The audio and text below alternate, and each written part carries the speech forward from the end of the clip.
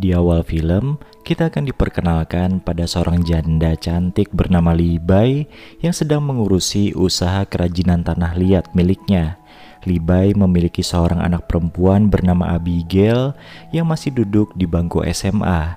Hari itu seperti biasa, sepulang dari sekolah, Abigail dijemput oleh Gabo yang merupakan sopir bentor sekaligus teman sebayanya.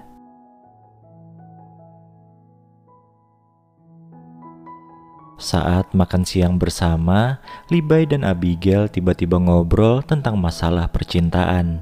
Libay menasihati anaknya agar mengutamakan pendidikannya dulu.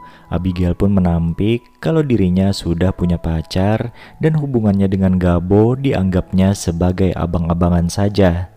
Di sini terlihat kalau Libay masih trauma menjalin hubungan asmara setelah bercerai dengan ayahnya Abigail. Karena statusnya yang belum pernah berpacaran, Abigail sering dianggap cupu oleh teman-teman sekolahnya. Saat gadis itu sedang duduk sendirian di halte sambil makan es krim, tiba-tiba ada seorang pria dewasa yang menyodorkan sapu tangan kepadanya. Dengan lembut, pria itu menyuruh Abigail untuk menyeka noda es krim di mulutnya dengan menggunakan sapu tangan itu. Tanpa memperkenalkan namanya, pria itu lalu pergi seiring kedatangan Gabo yang ingin menjemput Abigail.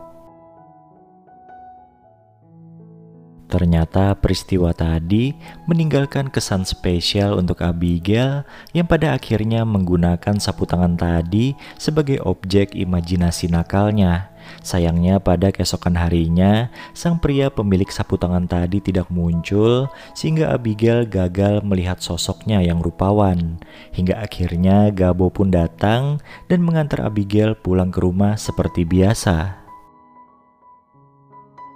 Setelah berganti pakaian dan makan siang, Abigail minta izin kepada ibunya untuk bermain sepeda. Libay pun bilang ada sesuatu yang ingin ia sampaikan setelah anaknya itu pulang dari bermain. Di perjalanan, Abigail tiba-tiba terjatuh dari sepedanya. Kebetulan pria pemilik sapu tangan kemarin lewat di tempat itu dan menolong Abigail.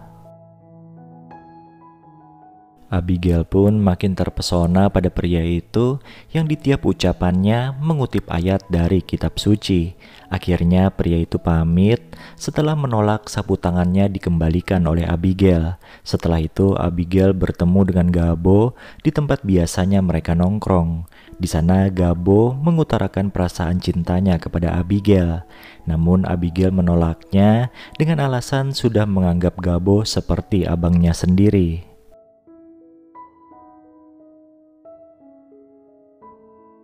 Sepulangnya ke rumah, Abigail dikagetkan dengan keberadaan pria pemilik sapu tangan di sana. Ternyata pria bernama Jerick itu adalah pacar baru Libay alias ibunya Abigail sendiri. Oleh Libay, Jerick diperkenalkan sebagai seorang pendakwah yang akan tinggal bersama mereka.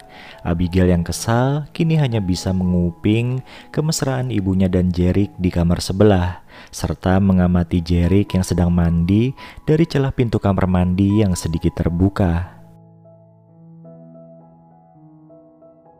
Gabo yang tahu kalau Abigail naksir pada Jerick yang lebih tua, ia sontak menertawakan gadis itu. Apalagi setelah Abigail membeberkan kalau Jerick ternyata adalah pacar ibunya sendiri.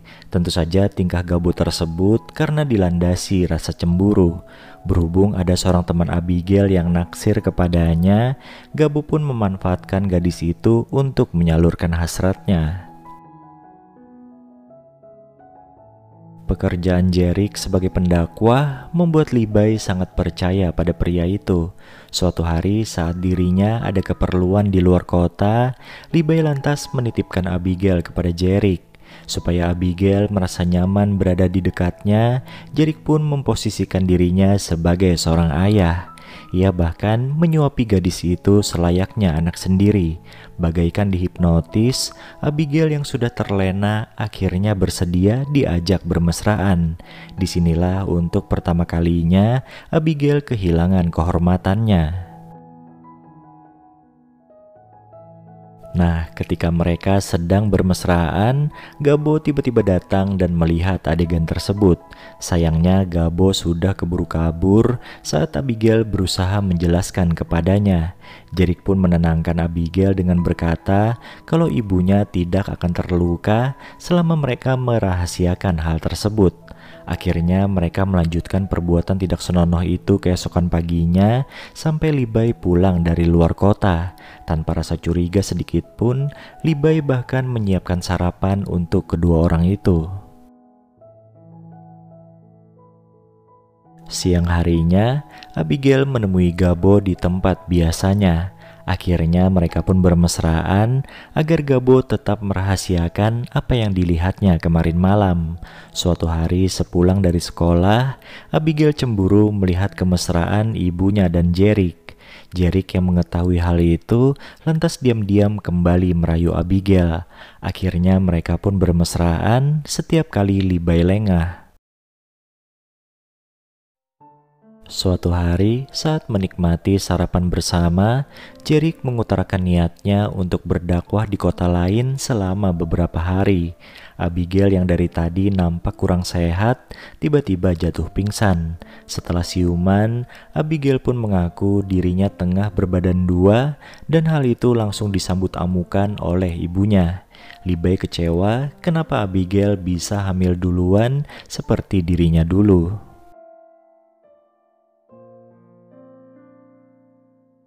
Karena dirinya sangat mencintai Abigail, Gabo pun bersedia bertanggung jawab atas kehamilan itu.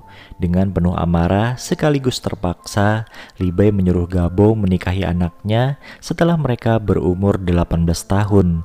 Dan mulai saat itu, Gabo diharuskan tinggal di sana untuk menemani Abigail. Sementara Jerick yang merupakan ayah sebenarnya dari anak yang dikandung Abigail terus saja berakting seolah-olah dirinya orang suci dan tidak tahu apa-apa.